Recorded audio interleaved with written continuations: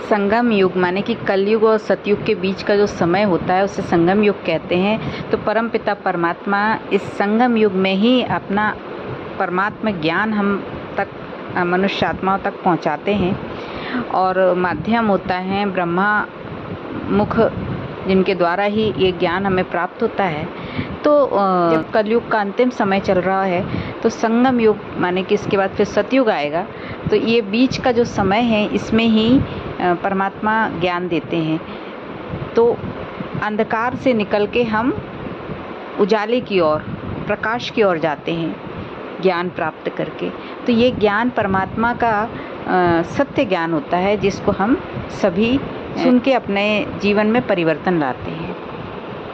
परमात्मा आकर सत्य ज्ञान देते हैं, हमें सत्य परिचय कराते हैं अपने आप से, और परमात्मा अपना परिचय भी देते हैं और हमें अपना परिचय कि हम कौन हैं ये बताते हैं। तो ये सत्य ज्ञान जब प्राप्त होता है तो परमात्मा कहते हैं कि जो तुमने पाया है वो सबको बांटो।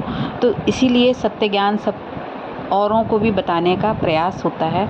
और इसलिए कई बार ऐसा होता है कि जब आप ये सत्य ज्ञान को जो आपने परमात्मा से पाया वो औरों तक पहुंचाने की कोशिश करते हैं, तो चूँकि आपको देख के सामने वाले को ये लग रहा है कि ये अपने मन से ये बातें बोल रहे हैं, तो वो आपको इग्नोर करते हैं, आपकी बात को नहीं सुनते हैं, क्योंकि आप नॉर्मल वे में जैसे पहले थे वैसे ही नज़र से वो आपको देखते हैं। तो इसलिए हालात ऐसे हो जाते हैं कई बार कि परमात्मा का सत्य ज्ञान हम शुभ भावना से किसी तक पहुंचाना भी चाहें तो सामने जिसको हम सुना रहे हैं उसको वो पसंद नहीं आता है और वो इग्नोर करता है, वो नज़रअंदाज करता है इस बात को कि ये परमात्मा का ज्ञान है।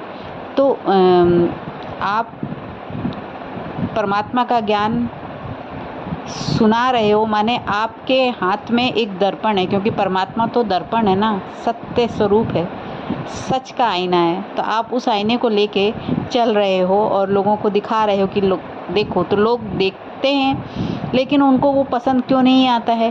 क्योंकि उन्होंने अपना जो मुखटा पहना हुआ है उस मुखटे को ही वो अपने पसंद का पहना है उन्होंने, तो वो उनको पसंद आता है। और जब आप अपना आईना दिखा देते हैं, परमात्मा वाला आईना जब दिखा देते हैं जिसमें आपने खुद ने भी अपने मुखटे को देख के उतारा है और अपनी असलियत को, अपनी सच्चाई को जाना है परमात्मा का आईना देख के, तो जब आप दूसरे को दिखाते हैं तो उसको वो पसंद नहीं आता है।